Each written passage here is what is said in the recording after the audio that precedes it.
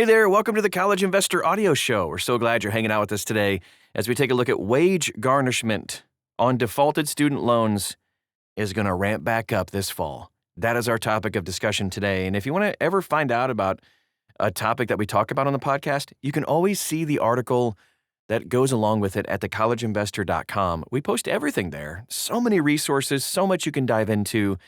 It's all right there in one place. You can also like, subscribe, and all the things on social media so you can drop us a line, ask questions. We'd love to just help you wherever you are in your money journey. Just search for The College Investor. You'll find us pretty much wherever you are. Wage garnishment is back. The U.S. Department of Education, with the Department of Treasury, plans to resume administrative wage garnishment on defaulted federal student loans this fall, restarting involuntary collections after a months-long pause announced earlier in 2026. The timing will likely reflect the end of the period of time for borrowers to select a new repayment plan. You got plenty of time. While specific details have not been announced, multiple members of the administration have pointed to getting borrowers back into repayment on their loans. Here's why it matters. So, by the way, wage garnishment can take up to 15% of disposable pay automatically. No court order required either. About 7.7 million borrowers were already in default at the beginning of the year. We've talked about that quite a bit. You can dive deeper into that number too at thecollegeinvestor.com. And the department has projected another 4 million could enter default in the months ahead. Okay, let's talk about getting borrowers into repayment now. The department delayed administrative wage garnishment and the Treasury offset program in early 2026 to roll out new repayment options under the One Big Beautiful Bill Act, including the Repayment Assistance Plan, or the RAP, launching July 1st. The latest announcements are giving borrowers 90 days from when they receive their notice around July 1st to enroll in a new repayment plan. Once that roughly 3 months is up, for all borrowers, it's expected that involuntary collections will ramp back up within weeks after that. Wage garnishment is messy, too. Starting and stopping wage garnishment is harder than it actually sounds. Borrowers working for employers that use large payroll processors like ADP or Gusto, or even Paychex with an X, generally see garnishment orders applied and released within a single pay cycle once the paperwork moves through the system. However, millions of Americans still work for small employers, which is wonderful, that handle payroll through a local accounting firm or even cut checks by hand. All good things. But for those workers, a garnishment order can take weeks to start, which creates a backlog, and just as long to stop after a borrower rehabilitates or even consolidates their loans. The lag means borrowers can keep losing 15% of every single paycheck even after their loan is technically out of default.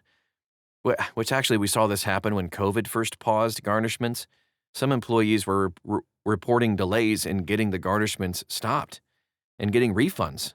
Also, challenging. Garnishment is more expensive than repayment.